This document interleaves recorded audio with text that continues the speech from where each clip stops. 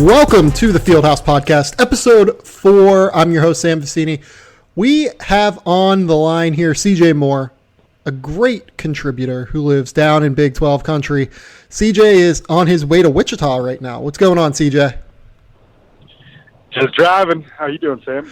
I'm all right, man. Just, sitting here looking up Asa Ahmad stats and trying to bide the time until I can watch curling again in the Olympics. Geez. I've been watching. I haven't watched this. Go ahead.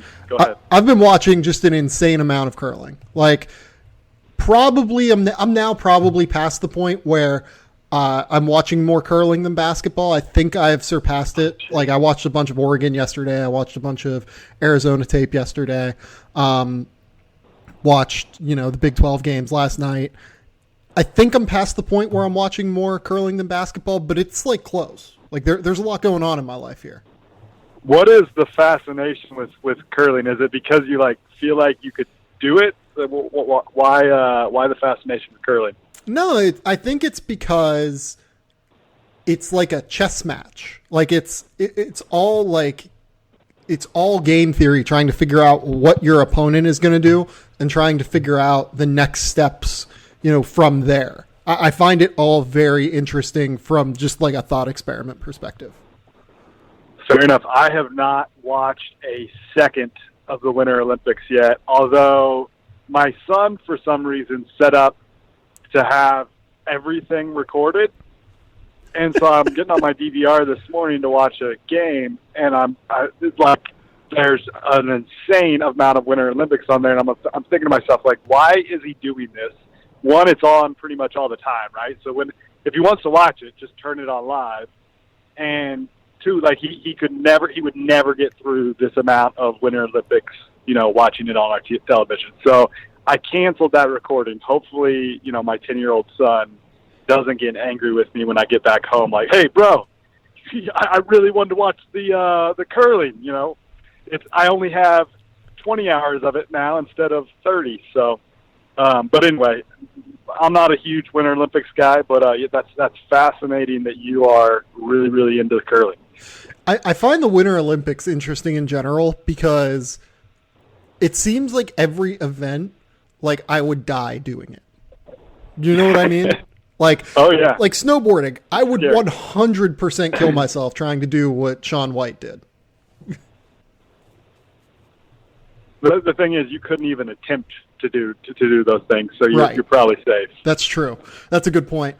Well, let's talk about some basketball. I brought CJ on to talk a little bit about the Big 12. I brought CJ on to talk a little bit about the rest of the country in general. So, CJ, let's start in your neck of the woods here. Everyone, I think, knows that, you went to Kansas. You have a podcast about the Kansas Jayhawks along with Jesse Newell over at is he Kansas City Star now? Yep. KC Sports Beat's the name of the podcast. So, what is going on with Kansas? And I guess that we should just start by asking the question, are they going to win the Big 12? At this point, I'd probably say I'd bet against it, but you always are a little bit hesitant to bet against Bill Self. And if you kind of look back through the years, whenever people start to second-guess Kansas or second-guess Bill Self, or whenever they're kind of like a underdog. He's almost best in the NCAA Tournament when he's an underdog, right? And there's been years where the streak and whether it can continue, at this point in the year or middle of the season is questioned. The questions this year are probably more legitimate than ever because I think this might be if it's not his worst team, it's close since he's been at Kansas. And, so right now I'm going to say no. Now, if suddenly Udoka Azubuike was either awarded 10 fouls per game or he could somehow stay out of foul trouble and LaGerald Vick has really come back to life and Steve Mikhailiuk starts hitting shots again and Malik Newman keeps, playing kind of like he's been playing and Devontae Graham starts making shots again, then maybe it happens, but that's a lot of ifs. I can't remember a time where Kansas had a roster where there might not be a top 40 pick on it. You know what I mean? I think Devontae has a chance to be a top 40 pick, but And like maybe Svi, a team takes a chance on him and stashes him overseas for a year. But like, even like I'm trying to go back and really like run through these teams. Like Cole Aldrich was a lottery pick. Even like trying to go back through to some of the bad teams. Like 2006, they still had freshman Brandon Rush. Mario Chalmers and Julian Wright. Right, like maybe it's 2005, but I think Wayne Simeon went in the first round, didn't he? He was a first-round pick, yeah. So, and he was a dominant college player. Right, so to me, this is just the worst roster that Kansas has had talent-wise in a while. Like, not just throwing away the idea of the pieces not meshing together necessarily, and we can talk about that in a second as well, but just from a talent perspective, this team is a little bit worse than what I think the normal Kansas team is. And, they'll get the Lawsons in next year, and they have a few really, really good recruits coming in next year, obviously. Devin Dotson, I'm a really big fan of his game. I think he's going to be like the next really, really good lead guard in Kansas basketball. Quentin Grimes is also a really, really good basketball player as a scoring guard. But this does seem like a bit of a down year for me talent-wise. Yeah, and, because they've got all those transfers sitting out, they're not only is it a down year talent-wise, but they're thinner. That's a great point. Because of it, and so there's not as much, I keep saying it over and over again. I think other people are repeating it now that there's just not as much room for error, less margin for error than any of his other teams. And like I made the point of, like, they've got to have Udoka on the floor. Like, when he leaves the floor, first of all, they don't let Devontae Graham ever leave the floor. Like, he's played an insane amount of minutes in the Big 12. It's crazy. And I'm gonna be writing about that fairly soon. I've got some fun numbers to kind of throw out with that, and I'm going to do a Devontae story here pretty soon. But it's insane. Like, he never leaves the floor, and then Udoka has become so important because when he leaves the floor, their offense isn't as good and their defense isn't as good. And I mean, there was like the game against West Virginia when they won that. I think he was something like plus 22 that night, and then obviously they were much worse when he wasn't on the floor. So he's become really, really important. And he's kind of the your point that they don't have any top 40-ish NBA guys, which is probably true. But you do have to throw out the fact that, like, Udoka Azubuike is kind of a dinosaur when it comes to NBA-type prospects, and if this was maybe the early 90s or something, he would be, a top 40-ish prospect, and he's still a really pretty effective college player. Oh, yeah. We talked about him before the season, and I know you were way down on him, and I had never been a huge believer, but I'll say this year I think he's far and surpassed any expectations I ever had for him and become a really, really effective guy. But at the same time, he also is, limited by his foul trouble. And then it also, I think he kind of plays, it enters into his mind where, oh shoot, I can't foul. And he messes himself up in some games where he's not quite as effective because he's so worried about foul trouble, or he got a bad call on him and it just kind of takes him out mentally a little bit. Yeah, so here are the numbers on Udoka Azubuike. I don't think I'm stealing anything from you on this one. This comes from Hoop Lens, which is a really great service. Kansas averages 1.2 points per possession with him on the floor. Offensively, they average 1.06 points per possession with him off of the floor. With him on the floor, they average 0.96 points given up defensively and 1.03 with him off the floor defensively. And this is not an insubstantial amount of possessions either. Like, he's played essentially 10 games off of the floor, and he's played, a bunch of games on the floor for them. The numbers where you see them really drop off should not be a surprise. Not only do they shoot 10% worse from 2-point range whenever Udoka Azubuike is off the floor, they actually shoot 7% worse from 3-point range when he is off the floor. And I think that says a lot about how much attention he has to, have around him on the basketball floor when he's there. He's just such a beast physically that you have to just give him so much attention. It's impossible to, sit here and not say how incredibly valuable he has been. He is way better than what I thought he was going to be. He is so far exceeded my expectations for him. He is an incredibly valuable basketball player for Kansas. And, it creates a really pretty big conundrum for them going forward because they do still need someone behind him to step up. And Mitch Lightfoot's been okay recently. Like he's been at least relatively useful for them, but their offense just falls off a cliff when he steps on the floor. Like it is bad for them for him to be on the floor. So I don't really know what the answer is for Kansas right now when Azubuike isn't on the floor. It's kind of just like you said, it's a flawed roster.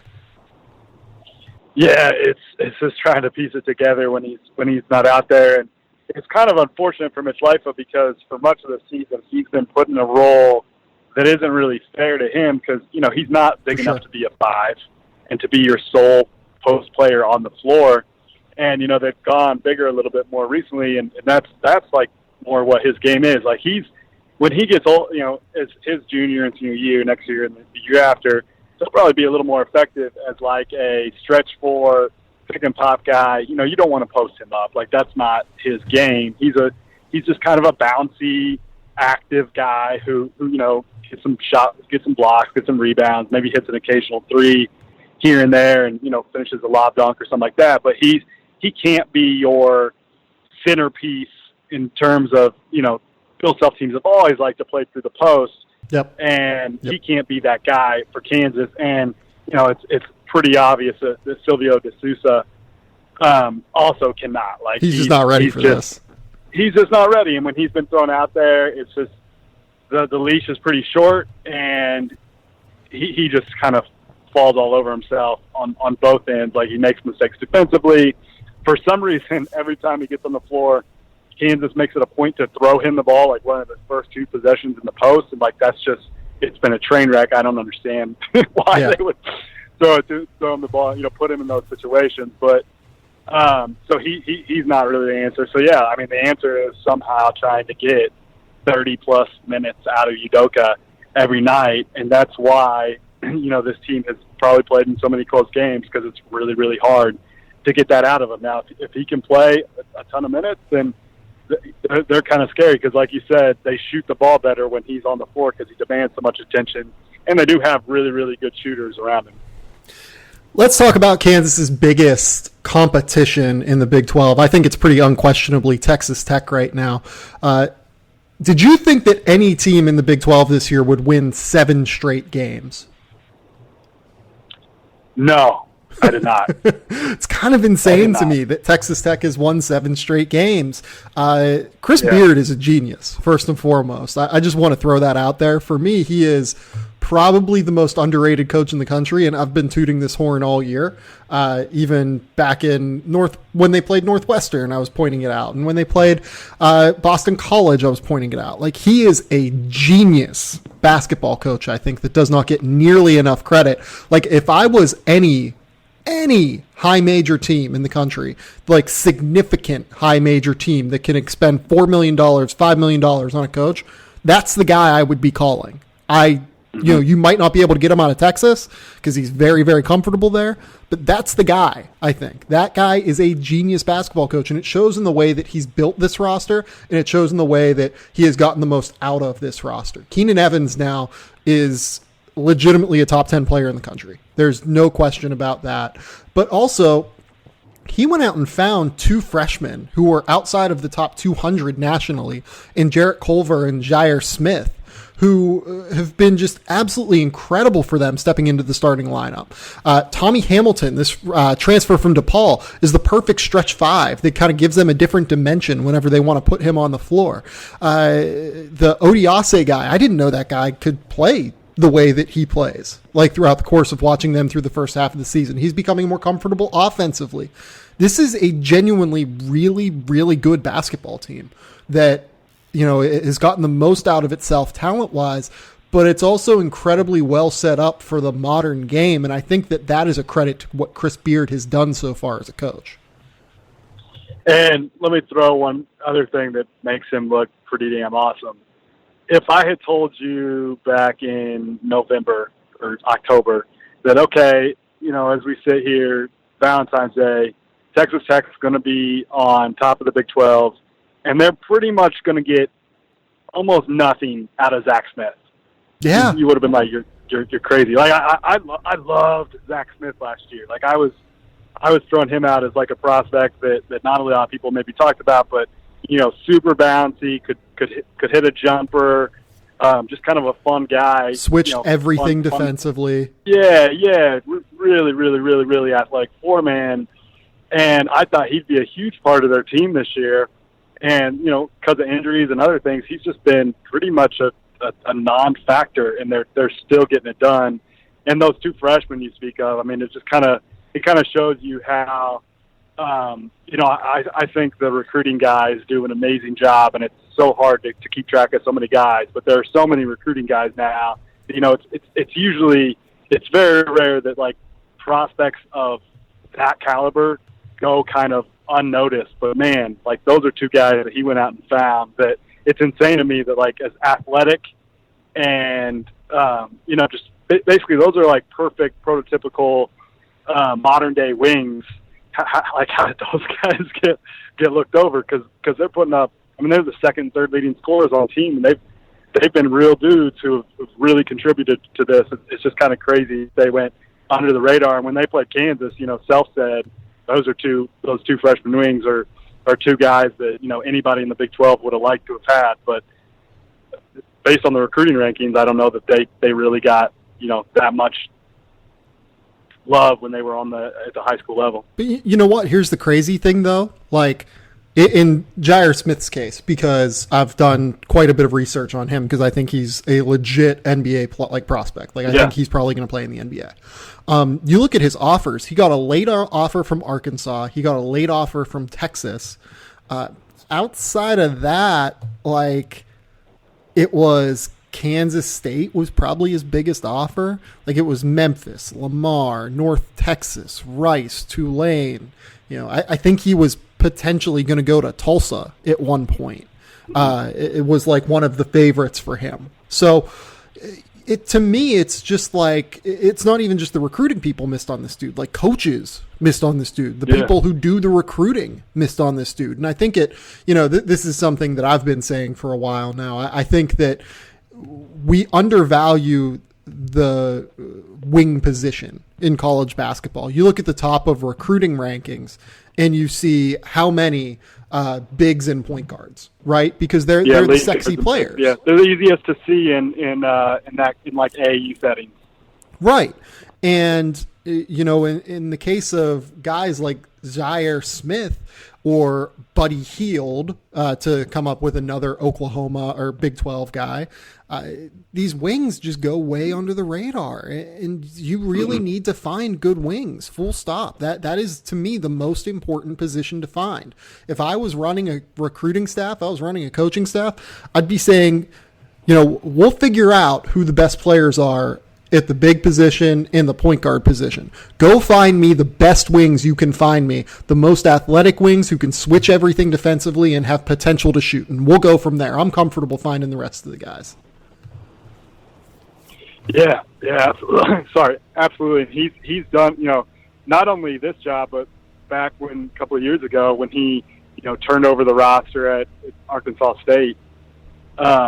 He's now proven himself that he can turn over a roster and go get his own guys. Because, a lot of these guys are Tubby Smith guys, but those two freshmen are huge contributors.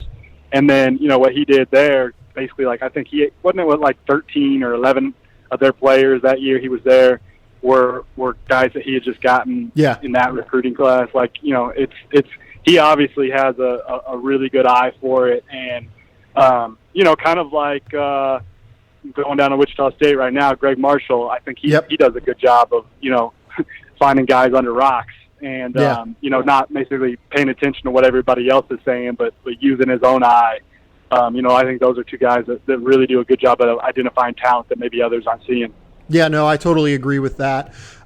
Let's talk real quick about a couple other teams in the Big 12. West Virginia, they had a bit of a downturn throughout the early part of the Big 12 schedule. They lost 5 of 6, if I remember correctly, or something like that, right?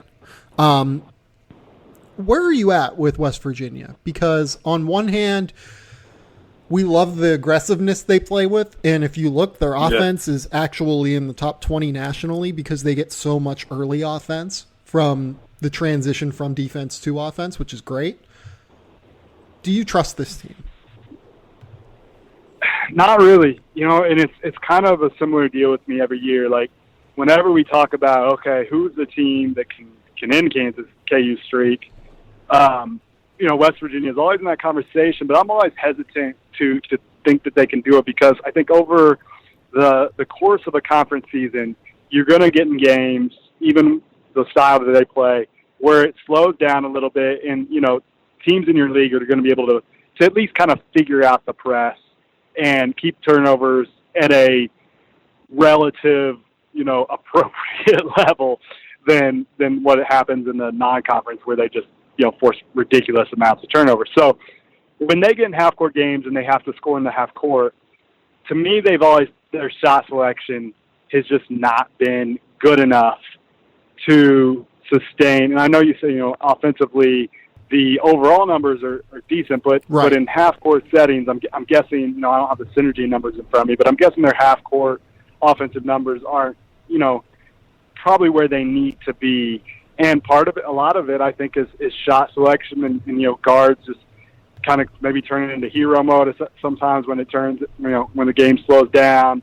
I know working Ahmad has been a challenge, working him back. It's hard to get a guy that's as talented as that, who didn't play, the first semester, and to try to figure things out, working him back into the rotation. I think that's been a challenge.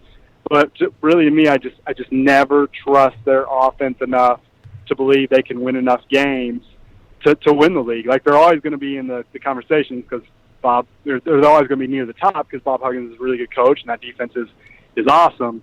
But I don't know that they'll, it's always hard year in and year out to think that they can win enough. They're going to lose some of those games just because of their offense and teams figuring out the press enough to slow the game down. Yeah, to me, it's more just offensive creation, right? You mentioned shot selection, but to me, it's they just can't get shots easily. You know what I mean? And they're forced into bad shots because of that. It's a mix of the two. Javon Carter, for as good as he is one guy on the team that can get his own shot. And because they're so often forced into, bad scenarios, he does take a lot of kind of terrible shots. The guy who I do think they should probably be playing more because I like the fact that he can create his own shot consistently is Teddy Allen.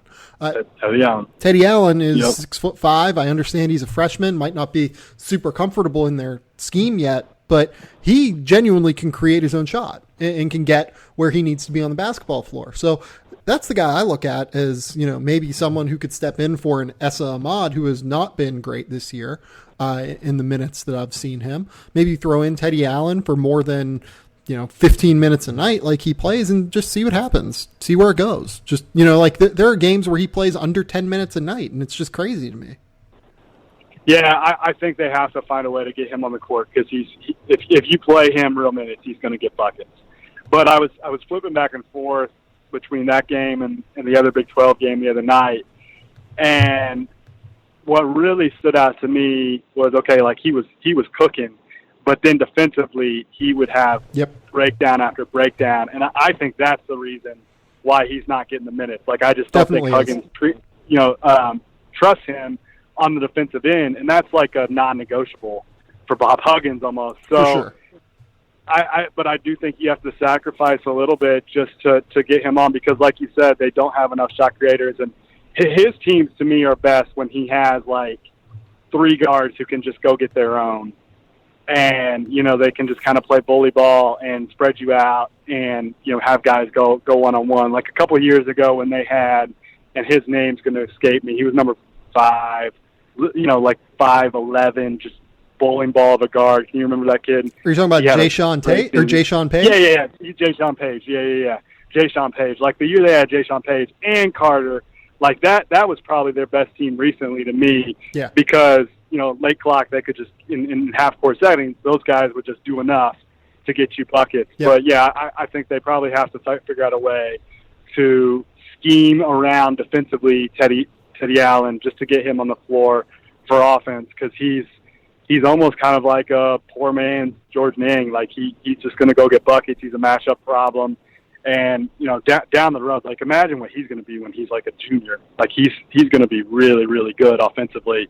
And, hopefully for them, he figures some things out defensively these next couple of years. And as a freshman, it's hard to figure those things out. So it's understandable, I guess, why he hasn't played more if you're looking at it from Huggins' standpoint. But I think he's just I'm with you. I think they've got to find a way to get him on the floor. The last team I want to talk about in the Big 12, and, apologies to TCU and Texas and, all of these other teams that I think are probably going to end up in the NCAA tournament. I think Baylor's done a great job as well of kind of turning their season around and giving themselves a chance. Kansas State's going to be in an interesting spot on Selection Sunday as well. I want to talk about Oklahoma, and I want to talk about Trae Young. I'm sorry I'm doing this to you. It's almost like, they're a story or something. Trae Young, I was in a discussion last night with the beat writer in Oklahoma, John McKelvey. I don't know what paper he writes for. Smart dude. I'm always very interested to kind of see what he thinks because he has smart opinions on basketball most of the time. And he went back and forth with me saying that he believes Trae is trying to do too much to get his own offense. And part of the reason that he came up with that was that he's 7 for 41 over the course of his last, 4 games from behind the 3-point line. At the end of the day, though, what I come back to is that I just think that the reason Oklahoma was able to get as far as it has this year, sitting at 16-9, sitting at, the number 16 overall seed, according to the NCAA Tournament Committee right now, is because Trae Young was empowered to be Trae Young. And he was empowered to do whatever it would take to get this team to where it needs to be. I don't think that the talent on that roster is good enough to get them to the NCAA tournament if you take out Trae Young, being Trae Young and having that offense built around him. But having said that, it's worth pointing out, Oklahoma has now lost 7 of its last 9, including its last 4, and 5 of its last 6. What do you do if you're Lon Kruger? How do you try and turn this thing around and get them back into the kind of, just roll that they were on early in the season when they won, I think, 10 straight games? I'm sure people are tired of it, but it is such a fascinating subject and a fascinating team. And I had a conversation with a scout early in the season when he was putting up these just ridiculous numbers and was, doing what he was doing. And it was like, is this real? Is this sustainable? Right. Like, I didn't know if it was, obviously it wasn't sustainable to that level, but I also, like, from a scouting perspective, talking to him, like, I was like, how do you judge this guy? Because you almost, as a scout, would have preferred him to go to another school where he didn't maybe have this much of a free reign to see what he did, like, kind of inside a system, because he's not going to get a play like that in the league. Like, he's not going to, obviously he's going to have some freedom, but not to that ridiculous of a degree. And I think it's hard to have that much on your shoulders and to be that much of the offense during the long grind of a conference season when teams start to figure you out a little bit. And I think part of the reason he's struggling shooting the ball, same thing with, similar to what is happening with Devontae Graham at Kansas. There's so much asked of him. Obviously, he doesn't take as much of the usage, doesn't have the usage rate as Trae, but, the minutes. And it's exhausting having to play the way Trae's playing. So I think part of it probably is a little bit fatigue, mental and physical. And then on the other side of it, I do think his teammates are I don't think their talent's terrible. I agree with you that he's very important to them, and you take Trae Young off, and they're probably not nearly as good. But I think that you can't have a guy taking that many shots sometimes, and the other guys get in their comfort zones and are able to be effective when they don't touch the ball enough, probably. So I kind of go back to the when they played Kansas, and it was right after he had taken an insane amount of shots in a couple games in a row, and he kind of dialed it back almost on purpose, it seemed like going the other direction. And, that game, their other guys were really effective. I don't know that he has to dial it back that much, but I do think he has to dial it back a little bit just because other guys, their other guys, even though they might not be as good, they have to get rhythm and they have to be effective for their team to be effective. It can't be just Trae going for 40 every night. They've got to have some other guys stepping up and helping. And I always liken it to if you go to a rec center and play pickup ball. If you get on the floor and you're with maybe 4 guys you don't know, and you could be a good player, but you're just not getting touches and nobody's passing the ball. And once you do finally get the ball, you're probably going to mess up because there's oh shoot, I finally have it. I've got to do something with it. To me, that's part of what playing with Trae Young probably is kind of like. He dominates the ball so much that sometimes other guys don't get in maybe the rhythm they need to. And I realize he's their only real shot creator, but that's a problem, I think, and I think maybe that's why they're trying to play Jordan Shepherd a little bit more to take a little bit of the shot creation off his play just to get a little bit more help. So to me, the answer is him maybe dialing it back just a little bit. And, the other big problem with Oklahoma that we haven't even touched on is they just don't defend at a level appropriate enough for a team to win consistently. I mean, that's probably, we can talk circles and go about Trae Young and what they do offensively over and over and over again. But at the end of the day, they're still a pretty good offensive team, even with all this. The thing is, they just don't guard. And I think they have the athletes to guard. I just think it's a mentality type thing, and having never really done that, having never really guarded at an elite level, it's hard to just ask them to make that snap switch like that. But to me, their biggest problem is they don't guard. Yeah, no, I agree with you. That is their biggest problem, full stop. Before we get into that side of it, though, or at least before I talk about that real quick, I want to point out the shot total numbers and the number of plays Trae Young has been involved in this year. Trae Young has taken 495 field goal attempts. He's shot 234 free throws. So he's taken just about 730 shots this year in competitive basketball. He has 238 assists. So he's damn near 1,000 basketball plays that have ended positively for Oklahoma this year. He also has 134 turnovers. That's a lot of turnovers, but it also adds to the workload because he's the main person involved in those plays. So you're talking about a guy who has had 1,100 plays over the course of 25 basketball games. And that doesn't account for, plays where he creates it and he gets the hockey assist after, finding a shooter in the corner, and then the shooter whips it back up to the wing and the wing knocks down a 3-pointer. That is an incredible amount of usage, and that is an incredible amount of wear and tear for a player to take over the course of a basketball game. It's just crazy to me that this guy continues to play at the level he does. I mean, before last night, Trae Young, against Texas Tech, he goes for 19, 6, and 6 turnovers. That was last night, and that was bad. But against Iowa State, 22 and 11. Against West Virginia, 32. Against Texas, 19 points and 14 assists. Against Baylor, 44 points and 9 assists. The fact that this guy is still standing is incredible to me. I'm just tired listening to it.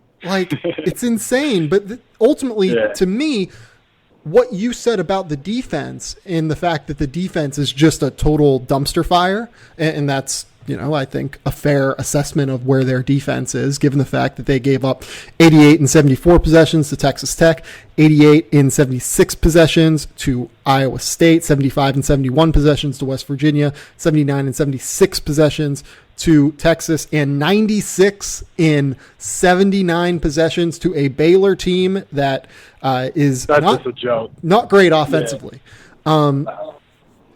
So ultimately, the problem is that their defense is so bad that I think that the best way to counteract that is just having Trae Young dominate. You know what I mean? Like, they just need that singular presence to step into the game and destroy. Otherwise, they're not going to be good enough to beat good teams consistently. That's just kind of what it comes down to for me. Yeah, but they do spread the floor around him with pretty good shooters. And sure, it's not like their other guys aren't. But those guys aren't good shooters off the dribble, though. They're good shooters off the catch. They're not, but I think if he makes, I think part of his problem is I think he tries to make too many home run plays because he's capable of it. I agree with that. I think he's capable of it, but even though you're capable of it, you've got to limit those chances, right? Mm-hmm. And I think if he just makes more simple plays, and because he's a very, very good shot creator, right. he's awesome at just probing and getting into the heart of a defense, and then kicking out and creating for his teammates. They've got guys that they can spot up and shoot around him, and I just think maybe that needs to be a little bit more of the focus, and not trying to make these home run plays, and just make the game a little simpler for himself, because you can't. There's probably 5 passes a game at least where he just tries to make the spectacular highlight play, to where maybe 2 of those happen, but you just gotta pick and choose your chances to take those. And I think he probably takes too many of them. But their biggest issue, like we said, it's their defense, and it's kind of. I mean, part of it's probably on Lon Kruger. I think he's an amazing coach, but he's never really a great defensive coach. But I just think they have to take a little more pride on the defensive end. Like that needs to be their conversations inside their walls. Like, hey guys, yeah, if you want to go anywhere in the NCAA tournament, it doesn't matter what Trae does. It doesn't matter how well we shoot the ball. We've got to guard a little bit better than this. Yeah, that's a good point.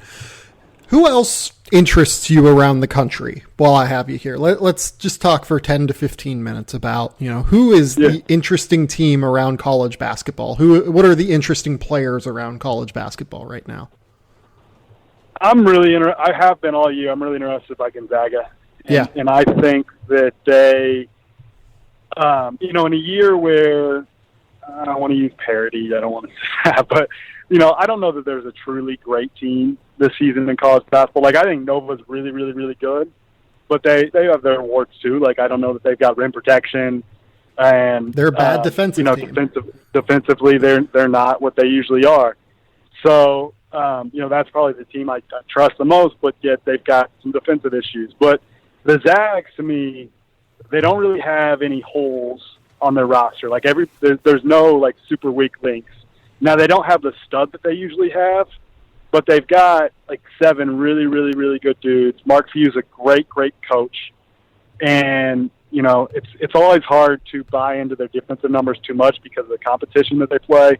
But to me, that's just a team I'm really intrigued by, and I think could make it back to the Final Four. And it's probably one of the teams I trust more than any other. And I think, obviously they had a big statement win over the weekend, but they're one. Whenever I watch them this year, I'm just I like how those pieces fit together. Now, if Zach Collins was still around, I'd probably love them.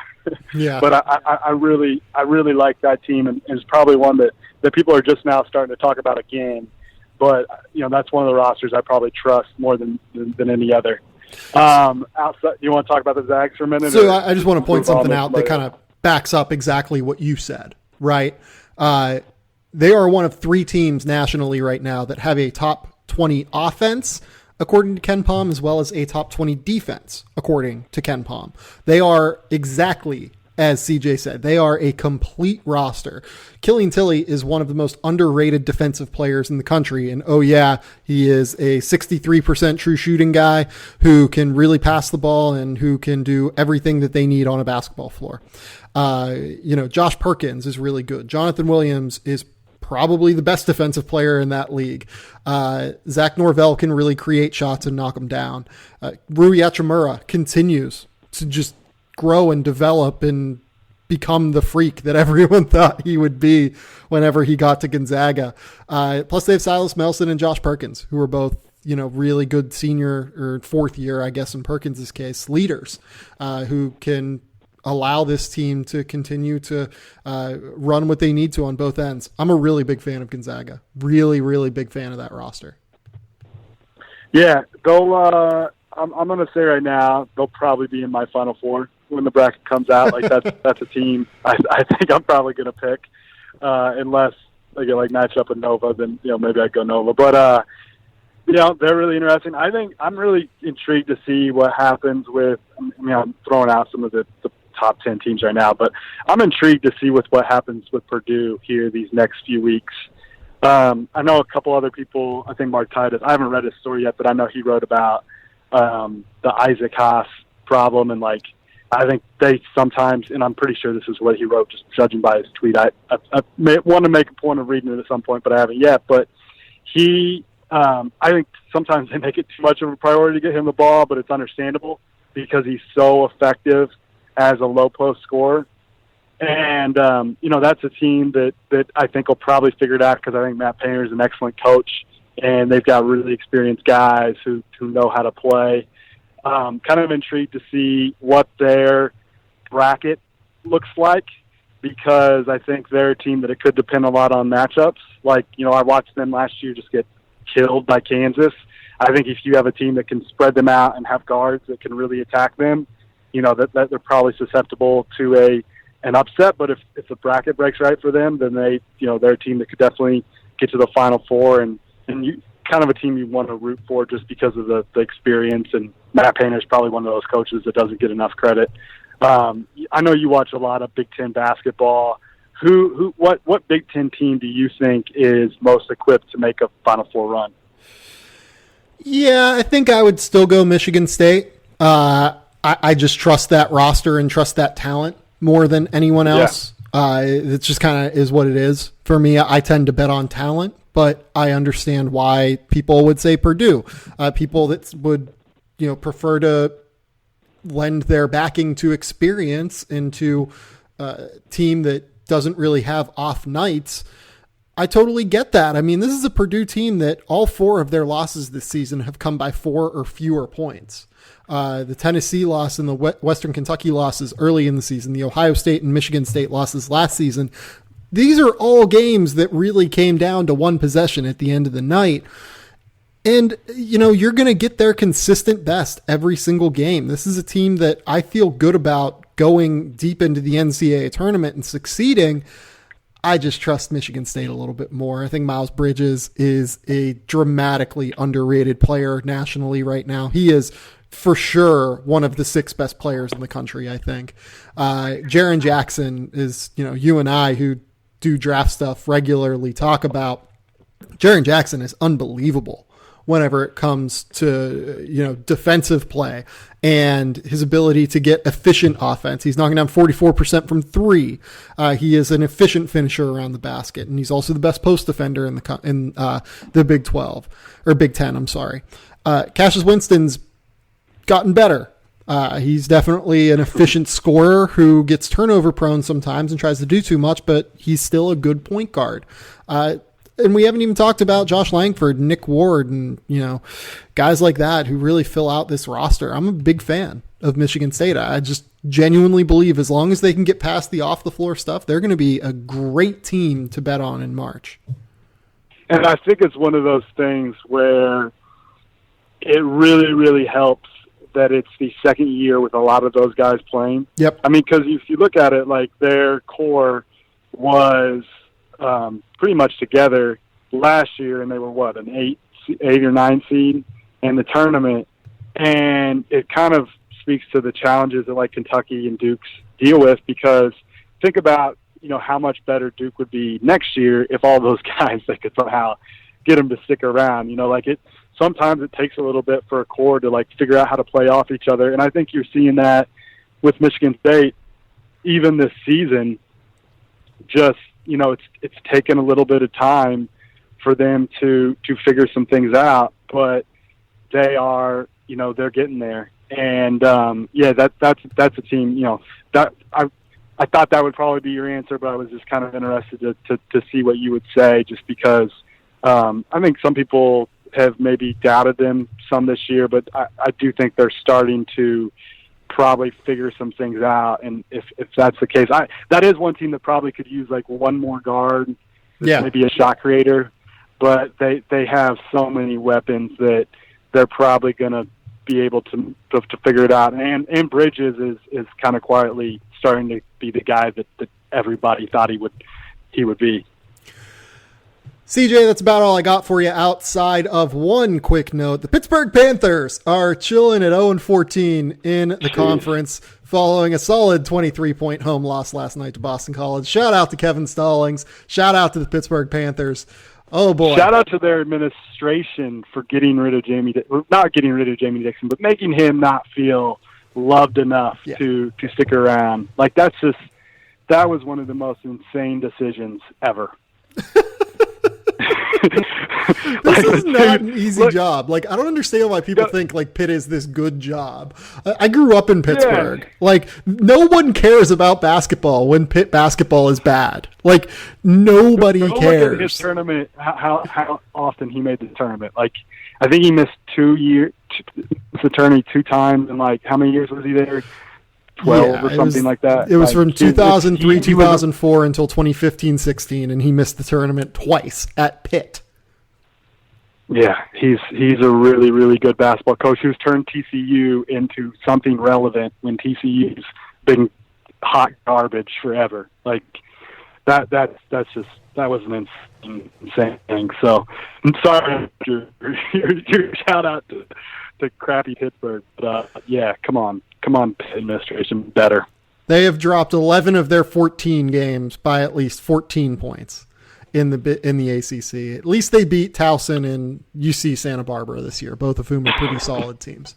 It's just a mess. Like, I feel bad for the players. Like, I feel bad for dudes like Marcus Carr and Shamil Stevenson, like, that I think are actually pretty decent, but come on. I mean, this is just it's a really, really bad team. They're the worst rebounding team I think I've ever seen. They can't, like, if I hadn't watched Rutgers play offense, I would have said this was the worst offensive high major team I've ever seen. Sam, I know you want to get rid of me, but I'm in Wichita. I'm intrigued. What's your opinion of the Shockers? Going to be talking to this today. They're kind of starting to get back to playing pretty good ball and figuring some things out, but probably have not played to expectations considering they were like top 10, top 5 coming into the year. Do you think it's like more of a conference thing, playing better competition? No. What do you think of the Shockers?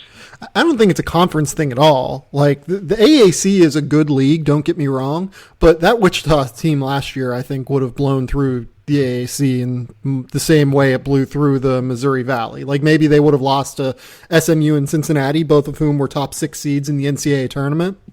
But like, they wouldn't have been losing games last year to Temple on the road, or I don't think they would have lost to Houston, even though Houston this year is a pretty good basketball team on the face of things. Like, what's strange is the roster is the same.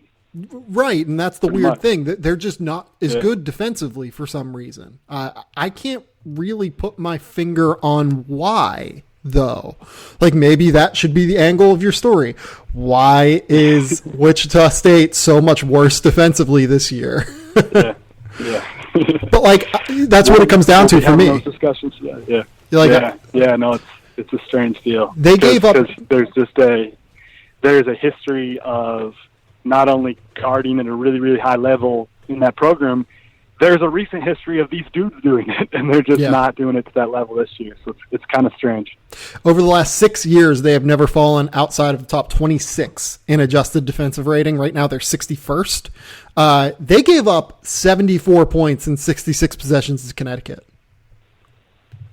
They gave up a lot of points to Connecticut. Like, and you can say like, I got away from them a little bit at the end, whatever. They still gave up 33 points in the first half to Connecticut. Like, that's a really bad Connecticut team offensively.